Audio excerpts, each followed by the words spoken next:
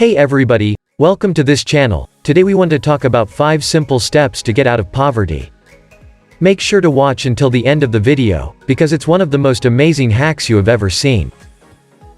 Subscribe and turn on notifications so you don't miss more videos and much more.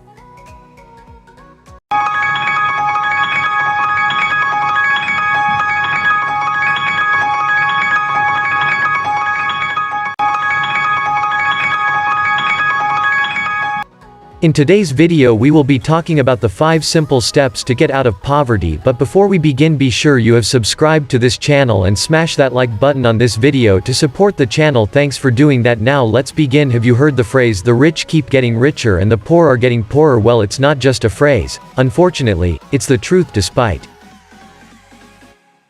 the fact that millions of people are leaving poverty behind and are even becoming millionaires, most people will never make it. In 2020, America's 614 billionaires' net worth exceeded $3 trillion. The stimulus bill that supposes to help your average folk ended up helping the billionaires the most. At the end of the day, most people spend that money either on their basic needs or purchase some gadgets on Amazon.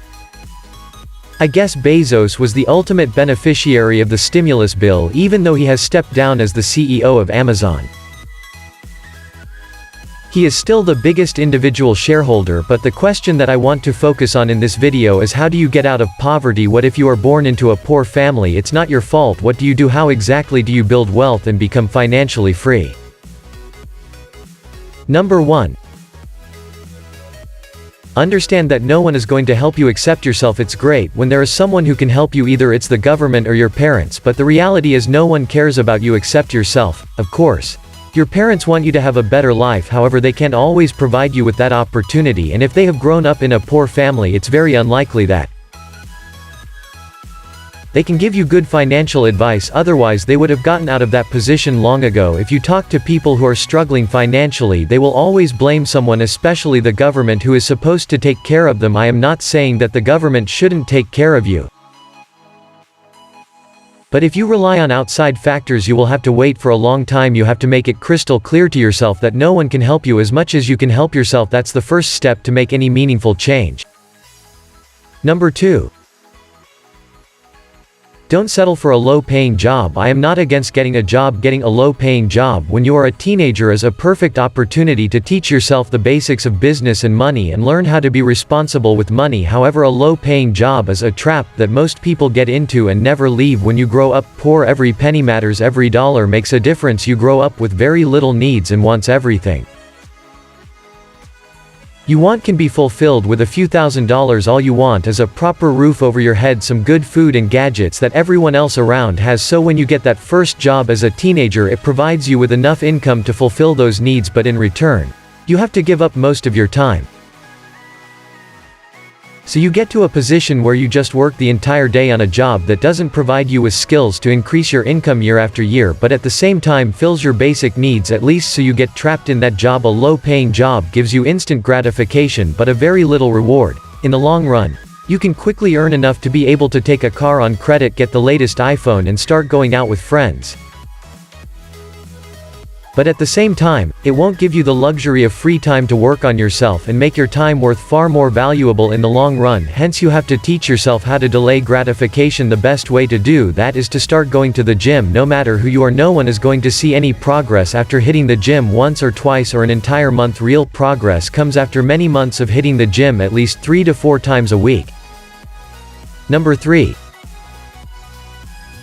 Have a clear plan. If you don't have a plan of how you are going to become financially independent, you will forever be trapped in poverty. It doesn't matter how long that goal is going to take. If you don't have the plan, you won't have the discipline to save and invest. Let me just give you a hypothetical example.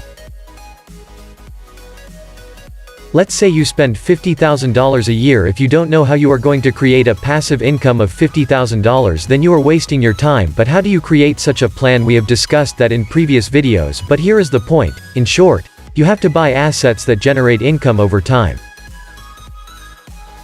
It could be anything from real estate to stocks to bonds, or a business that can function with minimal management. A $200,000 house can be rented for $2,000 a month, for example, or $24,000 a year. So for you to become financially free, you need at least to purchase 2 properties that will provide you with a rental income of $48,000. That's just one way to do it. There are a million other ways. You can take a mortgage, for example, and let your tenants pay the mortgage and have a small cash flow with every property, or you can consider the stock market, where you can expect a 10% rate of return. In the long run, it doesn't matter what the plan is as long as it's there and it seems like it has a good chance to work. Whether you are going to save 10% of your income to get there or 90, it depends on you. But here is what most people are going to say: my income barely covers the bills. How am I possibly going to save that much and invest? That's why you need step number 4. Focuses on educating yourself. If you are making $50,000 a year, it's impossible to imagine yourself making $200,000, for example, or $500,000 or $1 million, because you are comparing that $1 million to your current job. If you are making $20 an hour, then you have to make at least $250 an hour, assuming you will work for 12 hours every single day to be able to make 7 figures. And as far as it seems, no one is going to pay you that much for such a job. However, that doesn't mean there aren't ways to earn that much. There are people who make far more than that. The only problem is you have to find out how. That's why you have to educate yourself. But if you spend all your time on a low-paying job, you won't be able to do that. So what should you do? Either find extra time after you are done with your job, or what I did back then is just minimize my expenses, deny myself some of the things. Number 5. Set up a boring but effective routine. Once you come up with a reasonable plan, it's time to set up a routine. Forget about having adventures every single day. You can't be productive if you don't have a routine. That life you see on Instagram is nonsense. Trust me, everyone who makes real money rarely lives like that. The life of a person who makes a lot of money is super boring. Yes, it's boring, but yet effective. You wake up every day at the same time, do the same thing over and over and over a long period, which could be years. You achieve meaningful progress. Remember the example of the gym. Building a great body as a result of going to the gym every day and repeating the same exercises. Yes, sometimes you try new equipment, but overall you do pretty much the same thing. You train your chest, back, biceps, shoulders at least once a week. After 2 or 3 years of hitting the gym 3 to 4 times at least a week, you start to see the fruits of your hard work. That's how everything works in life, including wealth.